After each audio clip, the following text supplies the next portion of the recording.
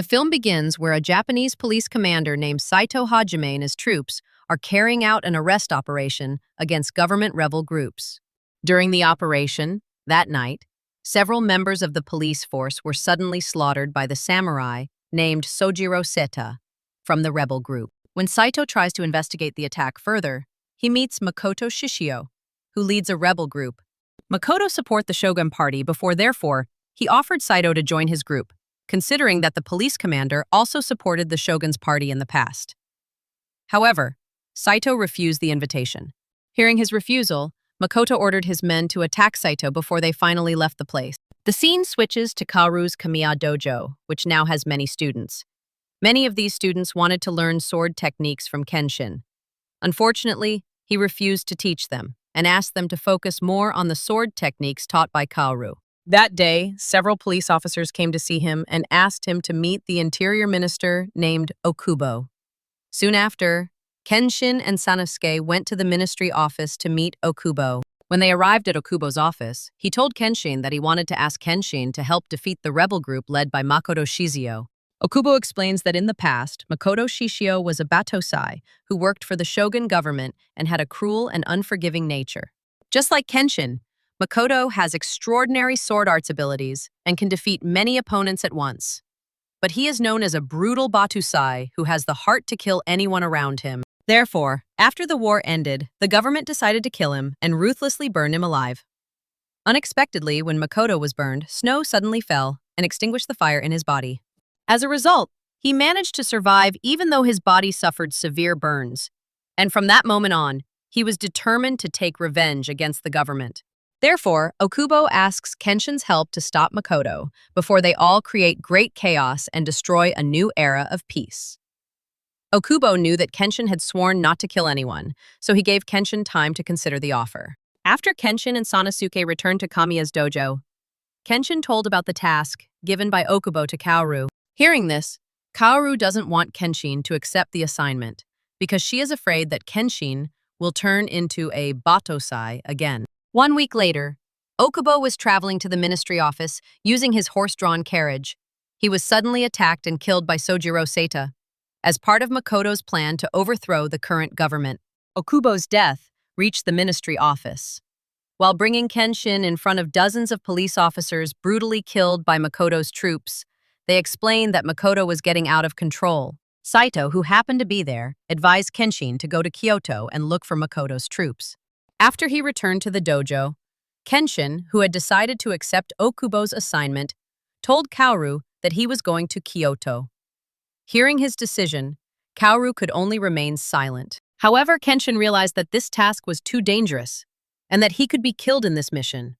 So he said goodbye to Kaoru and thanked her for everything she had done for him. When Kaoru arrives at Kamiya's dojo, she tells everyone that Kenshin has decided to go to Kyoto. Sanosuke was very upset because Kenshin went alone and did not let him help with the mission. Sanosuke walked out of the dojo to vent his anger. At that time, he met a samurai named Aoshi Shinomori, who asked about Kenshin's whereabouts because he holds a strong grudge against him. Sanosuke chased the man away and said that there was no batosai in that place. However, he attacked Sanosuke to tell him about Kenshin's whereabouts. Sanosuke almost died from the samurai's attack, but suddenly Megumi stopped the samurai so that Sanosuke could survive. That night when Kenshin was fetching drinking water in the river, a girl named Misao suddenly appeared and stole his sword. Fortunately, he managed to catch her in a village and reclaim his sword from her hand. She still wanted to take his sword. A boy suddenly approached them and asked for help to save his older brother, who was seriously injured. The next day, Kenshin and Misao went to the village where the boy lived. When the boy found that his parents had been brutally murdered and hanged from a tree, he could only cry while calling for his parents. Not long after, Makoto's men returned to the village and intended to kill Kenshin, who was alone then. As a result, he had no choice but to fight against all of Makoto's troops in the forge to protect the surviving villagers. After a long fight, Kenshin defeated all of Makoto's troop members without injury. Shortly after the fight ended, Seijuro approached Kenshin and asked him to follow him to meet Makoto.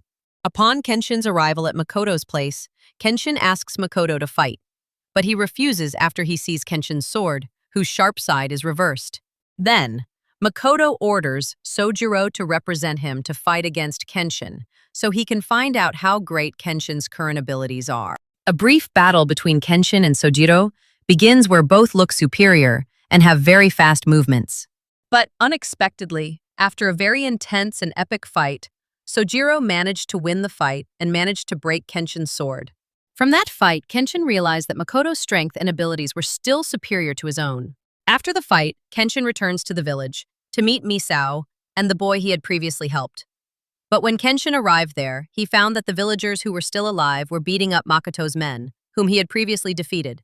They even provoked the boy who previously asked Kenshin for help to kill Makoto's troops as revenge for the death of his parents. When the boy is about to kill a member of Makoto's army, Kenshin stops him and advises him not to become a killer.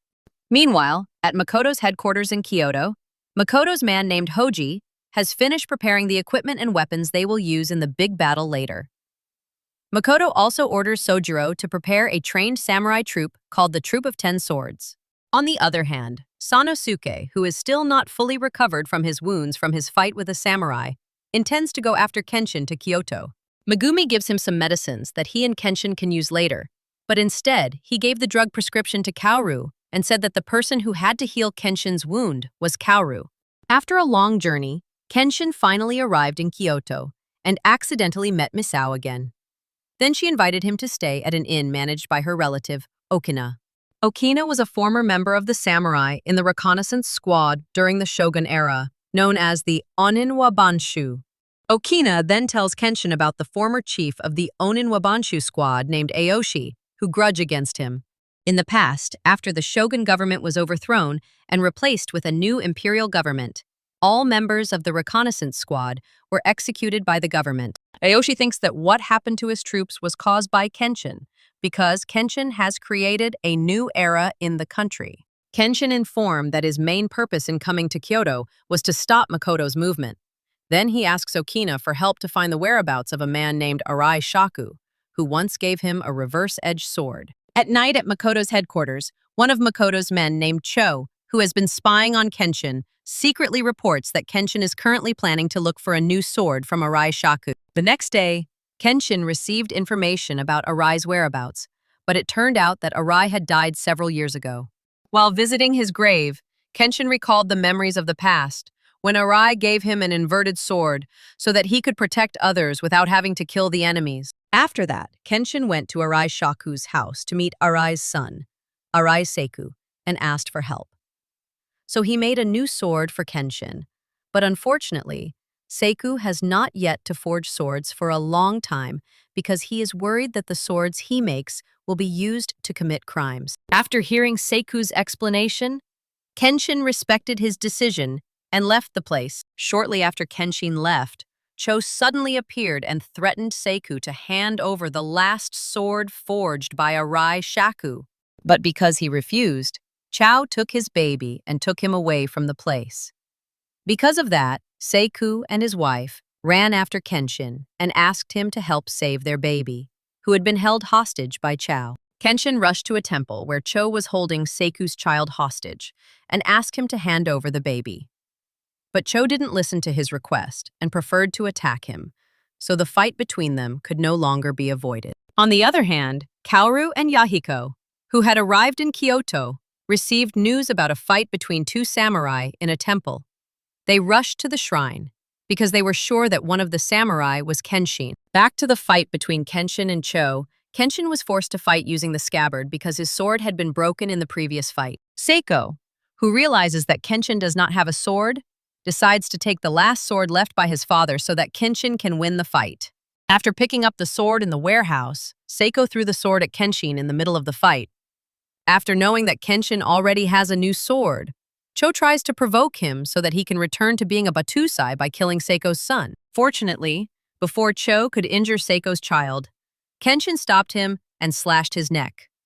Kaoru, who saw the incident, panicked and tried to call Kenshin's name so he would not return to being a murderer. But after Yahiko took a closer look, it turned out that Kenshin's new sword was a sword with a sharp, upside-down edge, so he still hadn't killed Cho. After the fight, Seiko could get his baby back while Chu was detained by the Japanese police. They want to ask him about Makoto's plan. Based on the information provided by Chao, Makoto plans to create a big mess by burning Kyoto the next night. Upon hearing that, Saito ordered Kenshin and the police squad to prepare themselves for the fight against Makoto's troops. That afternoon, the police began evacuating all residents and asked them to move to a safer location. While at the inn, Kaoru and Yahiko asked Kenshin for permission to help in the battle tonight. At first, Kenshin rejected because the battle would be very dangerous, but Kaoru continued to insist, so he had no choice but to allow them to join. In the evening, the battle between the Japanese government forces against Makoto's troops finally began. Soon after, Makoto's troops came with a giant fire torch to burn the houses and buildings belonging to the residents. When they arrived in front of the city, the police forces opened fire on them, and the big fight finally began. Meanwhile, Kenshin and Saito have prepared to defeat the enemy with their swordsmanship skills.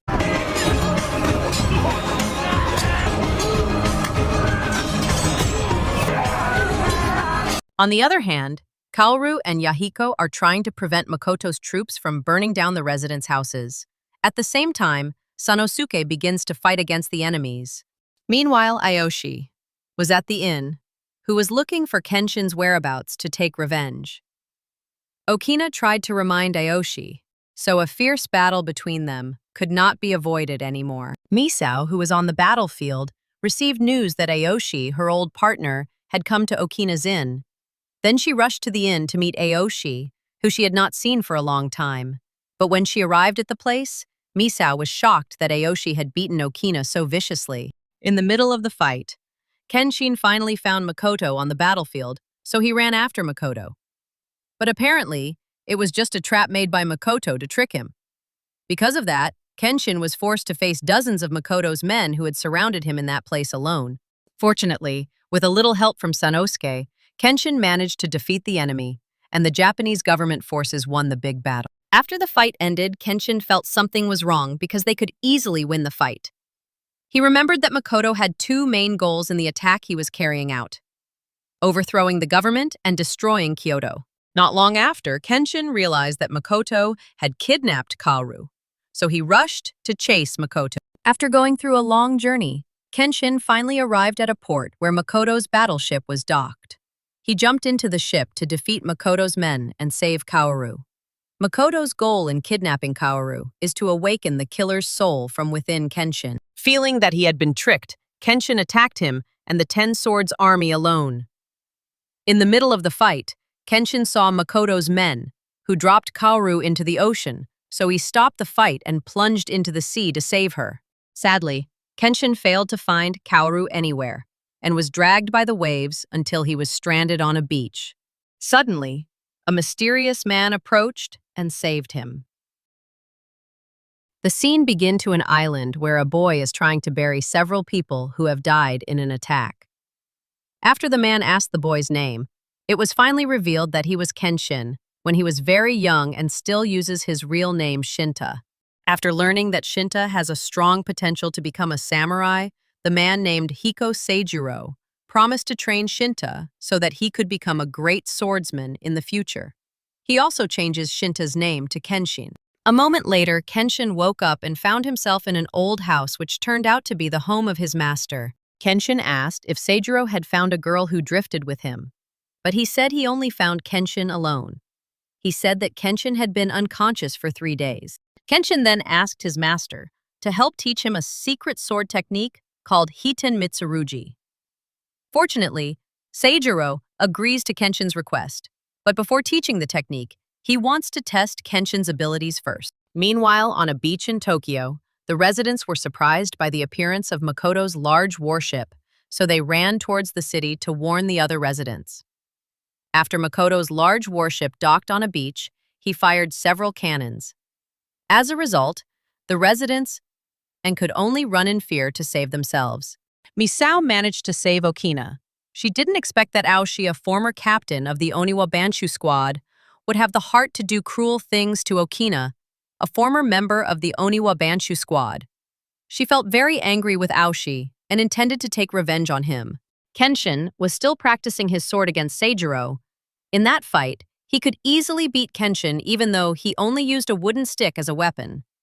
He warns Kenshin not to misuse Hiiten Mitsurugi's move because that move should be used to protect weak people, not for political gain. Meanwhile, Makoto's troops meet the Prime Minister, Hito Hirobumi, a government representative who wants to negotiate. Makoto promised not to attack Tokyo if Hito wanted to hand over Kenshin and execute him in front of them. Hearing these conditions, Hito had no choice but to sacrifice Kenshin to save Tokyo and the Japanese government.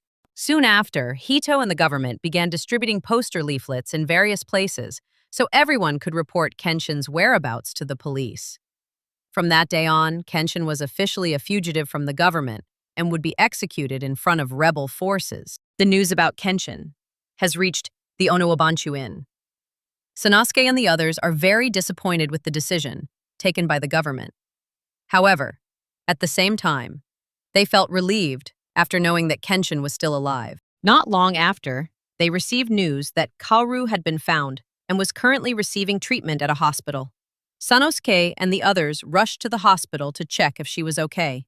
When they arrived at the hospital, they found that she still had a high fever and was unconscious. Kenshin was repeatedly knocked down by attacks from Seijuro. Kenshin did not give up and continued fighting against him.